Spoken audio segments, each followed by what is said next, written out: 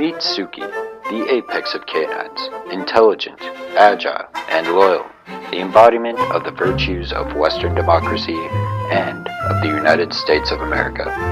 Suki's day starts off like many of yours do. She wakes up, eats breakfast,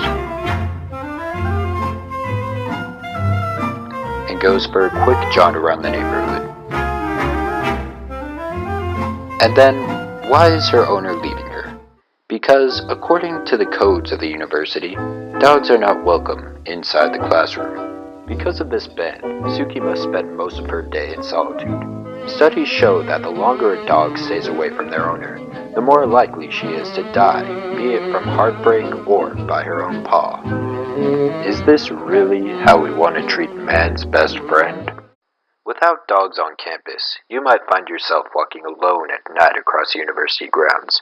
Maybe you just finished eating supper with friends and you're either walking to your dorm or to your car, alone. This could lead to trouble. Look at this young man, clueless, unassuming, and most importantly, vulnerable.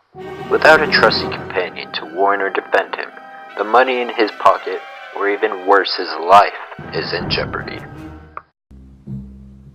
But with his unfailing escort by his side, Suki can make quick work of this low-life perp.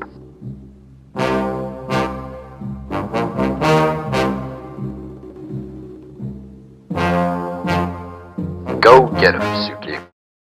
But America's universities aren't the only anti-dog institutions in the world.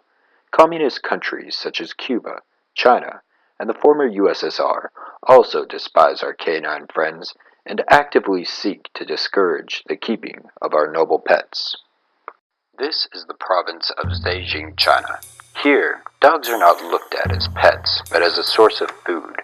This is a holdover from Chairman Mao, revered in China as their first communist dictator.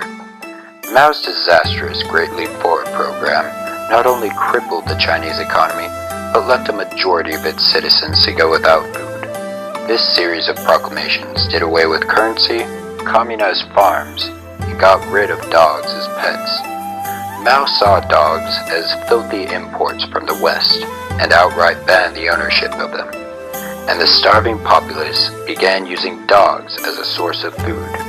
This was just the beginning of communist legislation that has killed more people than any political philosophy in the history of mankind. But why do communists hate dogs? The answer is simple. Our faithful companions represent all the virtues the West holds so dear: loyalty, courage, and the comfort that our capitalist way of life provides us. Without our dogs by our side, we are little better than the oppressive communist governments we claim to despise. Working together to provide an abundance of material and spiritual values. That is what makes America strong and prosperous. So remember, in order to keep you, your dog, and our country safe, support legislation that would allow our hounds on campus grounds.